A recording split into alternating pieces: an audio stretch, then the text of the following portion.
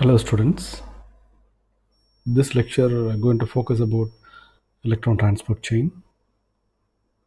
Mainly this electron transport chain comprise of different complexes, especially 5 different complexes, and complex 1, complex 2, complex 3, complex 4 and complex 5. Complex 5 is known for production of ATP, it's called as A4A4 and ATPase. The electron transport chain forms 4 complexes in the mitochondrial inner membrane, and they are referred as complex 1, 2, 3 and 4. So this is complex 1 and this is complex 2 is succinate dehydrogenase, and this is coenzyme Q, and complex 3 and complex 4. So this complex 1 is the lowest redox potential, consists of NADH dehydrogenase enzyme, and this having the prosthetic group as FMN, flavin mononucleotide, and FAS proteins means that is a heme associated with the sulfur proteins, and this complex called NADH ubiquinone reductase. The total name is NADH ubiquinone reductase. Succinate dehydrogenase of the TC cycle contains FAD as a prosthetic group and forms complex 2. This complex 2 is nothing but in the TC cycle we had an enzyme, that is called as succinate dehydrogenase. So that is having the prosthetic group, that is FAD, flavin adenine dinucleotide with FAS, and that one may be the part of electron transport chain as complex 2, and the coenzyme Q is the carrier of electron, and maybe that is present within the core of the membrane because it is more hydrophobic. So this one will give the electrons to the coenzyme Q, not via complex 2. Complex 2 is separate, and this is a part of TC cycle and directly gives the electrons to coenzyme Q. So that is why the arrow marks depicts that so electrons passing through from complex 1 to coenzyme Q and complex 2 to coenzyme Q separately, not as a sequential one. Next, coming to the third one, the complex 3. This complex 3 is ubiquinol cytochrome C reductase, transferring electrons from reduced coenzyme Q, that is cytochrome B562, to cytochrome C1. So cytochrome B562, then B566, then C1, then C. So this C is a superficial or otherwise peripheral protein, cytochrome C, and that will carry the electrons to complex 4, that is cytochrome AA3. So all these are cytochrome B562, cytochrome B566, cytochrome C1 and cytochrome C. All the 3 cytochromes as a part of complex 3, and this is separate one. And this is called the site 2 and this is site 3. In between, cytochrome C is there. And this complex contains cytochrome B562, this complex 3, and cytochrome 566, and cytochrome 1, and FAS, that is FAS protein. Complex 4 is referred as cytochrome C oxidase, or cytochrome AA3, cytochrome AA3, cytochrome C oxidase. Among the electron transport process, these steps generate enough free energy to synthesize ATP from ADP and PI. Next, coming to the sequence of the flow of electrons, we can go to the 3D shape, or the 3-dimensional shape of each and every complex. So this is the exact shape of complex 1, and this is ubiquinone, and this is complex 3, and this is complex 2, and this is ubiquinone, and so this is cytochrome C. I told, this is a peripheral protein, and this peripheral protein go and bind to the complex 4. So this is intermembrane space, and this is a matrix. So it depends on which type of cell it is there. For example, if it is a bacterial cell, it is a cell membrane, and if it is an animal cell, that may be a mitochondrial inner membrane and matrix. So this is complex 1, and this is complex 2, and complex 3, complex 4. Just to have a look, this is the electron, NADH plus H plus 2 NAD. The 2 electrons are liberated, and these 2 electrons pass on to ubiquinone, and this ubiquinone is converted into QH2, okay, by receiving two protons. So two protons and two electrons and forms two hydrogens. A hydrogen is comprised of one electron, one proton. Proton is designated as H plus and electron is designated as E minus. So 2 E minus and 2 H plus generates H2. Okay, that is why this QH2 is formed. So this QH2 is freely movable, okay, within this core of the membrane, and this QH2 may be here the same, and this QH2 donates to the electrons to, okay, cytochrome 3 directly.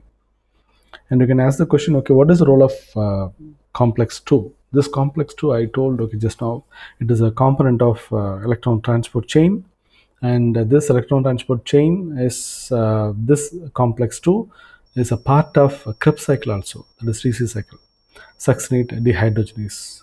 So this succinate dehydrogenase converts succinate to fumarate and releases electron, and this electron is transferred to here. Okay, this is also 2 electron and 2 proton and combine to form QH2. So now the QH2 is receives from 1 and 2 also separately, not 1 to 2 or 2 to QH2, not like that. 1 to QH2 ubiquinone and also 2 to ubiquinone. So now this is a common one. So from here the electrons are transported, okay, maybe transported to the complex 3. So this is a little complex when compared to the previous two complexes, and the complex 3 is having a setup, okay, that is having, okay, more complex cytochrome complex, like cytochrome B562 and cytochrome B566 and cytochrome C1, all the three, and FAS protein is also present. And here we can have a look, okay, this is liberating 4 protons to the inner membrane space. The first phase, okay, that will liberate 4 protons to the inner membrane, and due to this the 2 electrons are liberated to cytochrome C, and cytochrome C, okay, this is a peripheral protein that may float on the surface. It is like the floating on the surface. It is not an integral part of the membrane. It is just a protein that will float, or that may move, okay, on the surface. So this cytochrome C will enter, maybe it may attach to the complex 4, and that complex 4 is nothing but cytochrome AA3. So this cytochrome AA3, and okay, this one, this 2 electrons are used for 2H plus and half O2. This O2 is coming from respiration, and half O2 plus 2H plus and 2 E minus, and forms a water molecule. And here also a pump may be pushing 2 protons to the inner membrane space. So here in bacterial membrane, okay, this all these protons are dumped into the that is next to the membrane space, okay, that is called as a periplasmic space. So that is cell wall and the cell membrane is there. Cell wall is peptidoglycan layer, and next one is the inner side is cell membrane. Okay, all these protons are accumulated in the periplasmic space, and automatically the next component, okay, that is called as the F1 ATPase. So that is called as a molecular machine or nano machine, okay, that will rotate based on the flow of protons coming, accumulated protons, and coming through this small port, and this will rotate the molecular machine, and automatically that will rotate the head also, and this head having the binding site for ADP and PI, and due to the mechanical compression, this ADP and PI is combined together to form ATP. So this is electron motive force and the proton motive force involved here.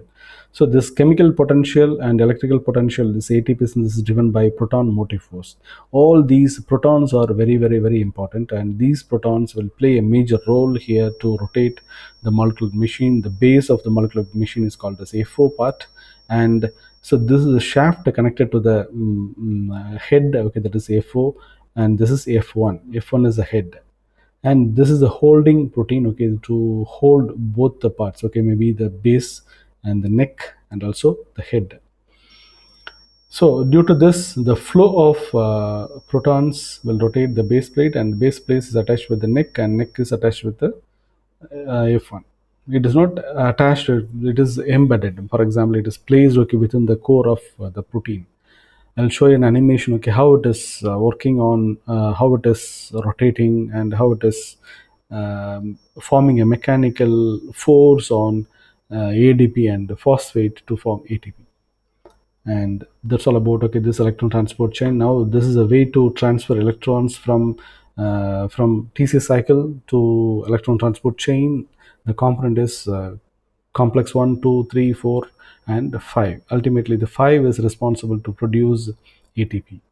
Okay, and yeah, this is all the explanation regarding this same. And this electron motive force, yes, the total number of ATPs produced from a single molecule of glucose. In the glycolysis, the total molecules are produced, or maybe this phosphorylation of glucose, the spending of 1. So minus 1 means spending, and plus 2 means generation. So plus 2, and minus 1, minus 1. These minus 1 and these plus 2 is gone, okay, nullified, and you have, okay, plus 2. That is 2 ATPs are produced. Conversion of pyruvate acyl coenzyme A, that is the pyruvate dehydrogenase complex, nothing is utilized, and citric acid cycle, and two numbers of ATPs are formed, and oxidative phosphorylation, that is inside mitochondria. So plus 6, plus 6, 4, 18. Total 38 ATPs are produced from a single molecule of glucose. So total.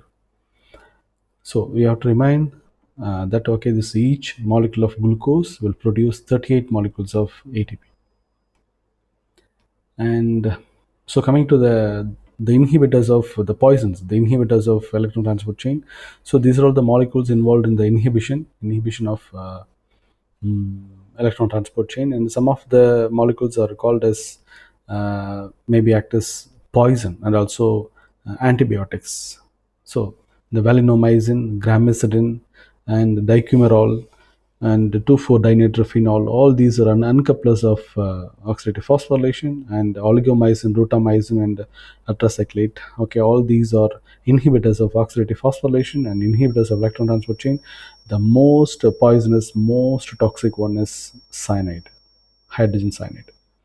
Okay, this will inhibit the electron transport chain immediately, automatically, immediately the cell will die. Okay, and coming to the mitochondrial electron transport chain, and the comparison of mitochondria with maybe the bacterial electron transport chain also.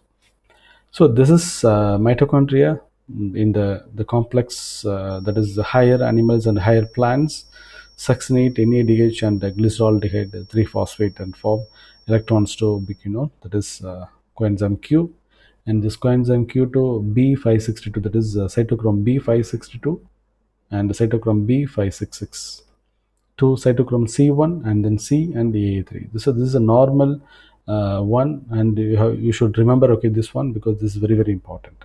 So sites for ATP synthesis 1, 2, and 3, or the ATP synthesis. And coming to next bacterial one. Okay, the bacterial, we can take the Paracoccus denitrificans. The Paracoccus denitrificans, the succinate, NADH, and the glycerol 3-phosphate, all the three, because succinate is complex 2, this is complex 1, and the glyceraldehyde 3-phosphate is, okay, the substrate called phosphorylation, and the electrons goes to, are transported to the coenzyme Q, and here some changes are there. You can see here, this is 562, and this is 560, and this is 566, here also 566. And instead of C1, here C546 is there, and instead of C, we have C548, and the AA3 is common. And another branching is also there. Okay, from B566 to O, that is oxygen. And okay, this branching is also directly to oxygen. Okay, maybe the cytochrome B566 may be directly transferring electrons to oxygen. Okay, So this is the exceptional one, okay, the paracoccus denitrificans. So you should remember this one also. And maybe we can take the two examples of E. coli, that is in the two different forms. E. coli in highly aerobic form and E. coli in oxygen limited state.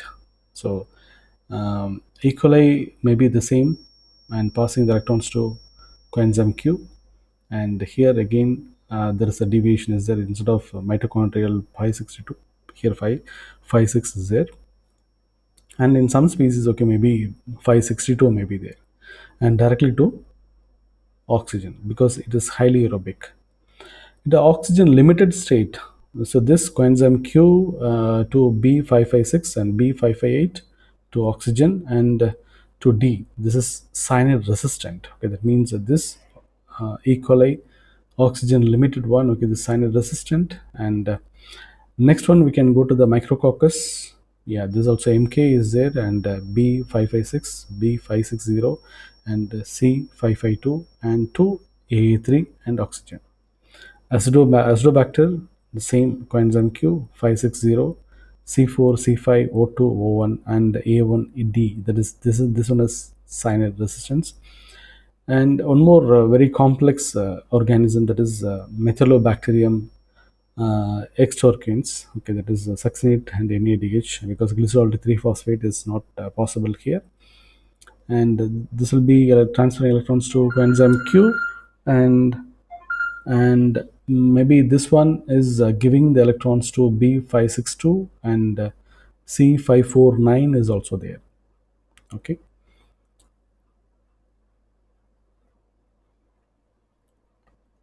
this Methylobacterium is a very complicated organism, okay, that is having the different coenzyme levels, okay, that is coenzyme Q and also cytochrome B562. You can see here this 562 is the same of the mitochondria, and so this methanol is directly giving the electrons to cytochrome 549 and the 551 to cytochrome EA3.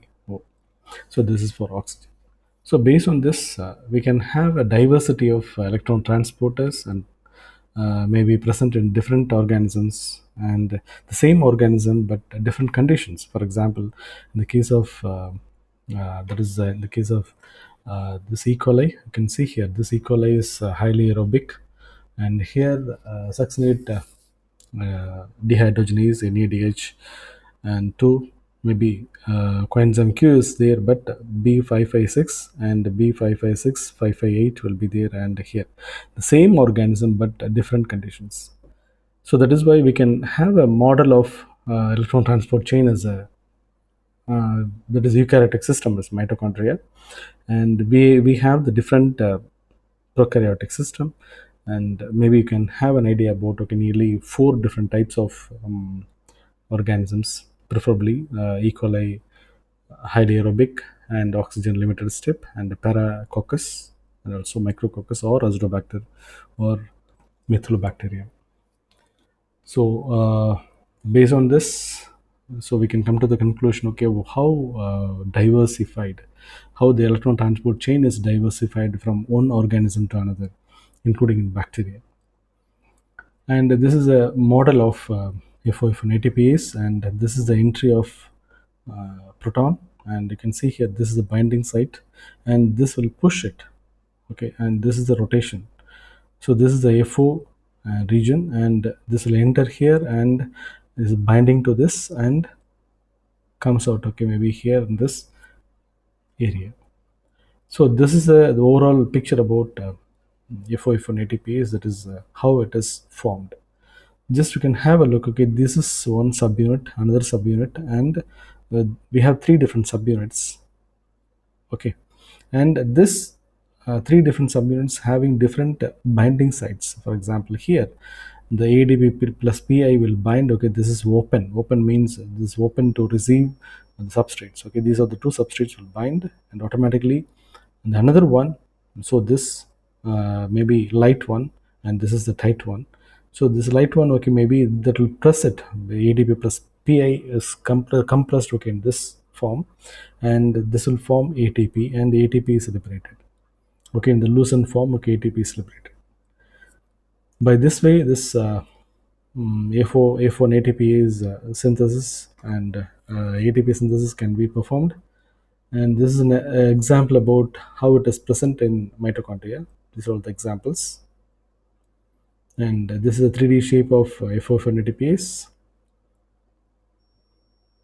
Yeah, here the electron enters into that and binding to the A4 site. And so one proton enters the ATP synthesis complex from the intermembrane space. Another proton leaves the ATP synthesis. That means another proton leaves. So leaving from another pocket. Okay, that is, this is entry point and this is exit point. So the rotation happens and finally ATP will be formed. So this is ADP plus PI. So after the combination, this ATP will be formed. So this is the overall the mechanism of electron transport chain and ATP synthesis. So this ATP synthesis, we can have an animation also. I'll show the animation now. Okay, this animation is very useful to understand the concept of electron transport chain. So this is a video of how ATP is synthesized, okay, by using the protons, and I'll play the video now. So this is FO F1 ATPase, and I'll pass, okay, this area. This is FO and this is F1 and this is the neck region and this is the holding protein region, okay, this one. And just to have a look, okay, this is ATP is liberated, okay, and the pink color is coming out as ATP, and so joining, this is PI and the ADP is also there. Yeah, so maybe this is ADP and this is PI and forming ATP. So this is actual FO1 ATPase and the 3D, the PDB structure, and so they created the animation, okay, based on that. You can see here how this the subunits are turning and making the mechanical force on ADP and PI to synthesize ATP.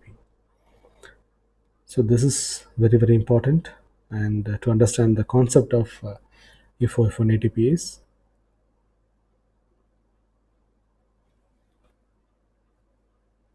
I'm replaying it again to understand it very clearly.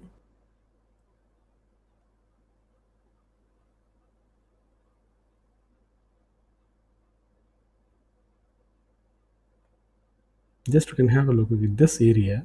This is a binding region of ADP and PI. Yeah, now this one is open. So ADP and PI is going and joining there. And just have a close look here. Maybe we can have a look of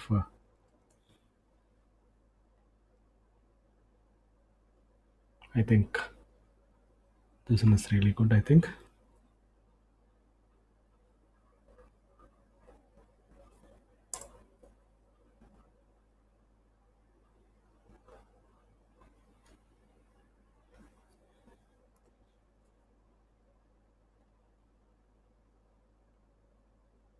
So now the binding and also liberation of ATP. Binding of ADP PI and liberation of ATP.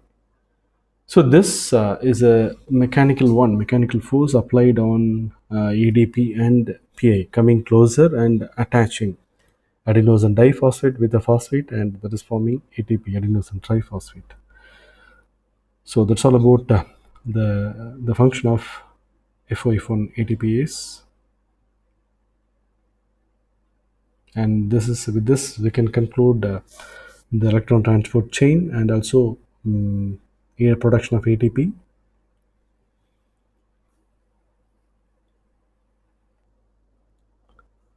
This is another model. This is released by IUBMB, International Union of Biochemistry and Molecular Biology. And can see here, this is the proton pump, okay, the proton motive force. The proton will enter into this area, and so this is entering and attaching with the FOF1. This is A4 region, and due to the pushing of, okay, this one, this is the basement is rotating. Due to the rotation, this is the shaft, okay, the next shaft. And so this is not a symmetrical one, this is asymmetric one. So due to the asymmetric nature, so that will push the same mechanical force applied on the head. So this is F1 region, and this F1 region is applied on the same mechanical force here. So this is now rotating it. Just to have a look, this ATP is formed now. ATP is going to be liberated in the next step. Now you can see here this ADP plus PI is binding there, and now ATP is formed here, and after that ATP is liberated. So this is each and every domain. Now you can see here this domain. So ATP is formed now, and next time, okay, if it is coming this side, automatically ATP is liberated. You can see here this shaft, okay, this next shaft is liberating ATP. Now next turn, so that will accept ADP plus PI. And now this is ready for binding, this red color one, ready for binding ADP plus PI. Now this ADP plus PI is coming here and binding it. And next type, ATP is formed because due to the compression of ADP and PI, and ATP is formed. Next run, okay, this ATP is formed, ATP is liberated, that's all. And by this way, this proton motive force will rotate it, and automatically after one cycle, this H plus is coming out here. So now the protons are here, and again that is used, okay, for further proton motive force, okay. And by this way, this the endergonic reaction, the ADP plus PI, that will give ATP, and this ATP is produced, okay, by this way. And it's a beautiful animation created by Donald Nicholson and for IUBMB. So this is the exact one, and this is a detailed one, okay, how it is formed. ATP is formed and based on the proton motive force of mitochondria and also the microorganisms. Thank you, and with this I'll conclude my session on electron transport chain, and see you in the next lecture. Thank you.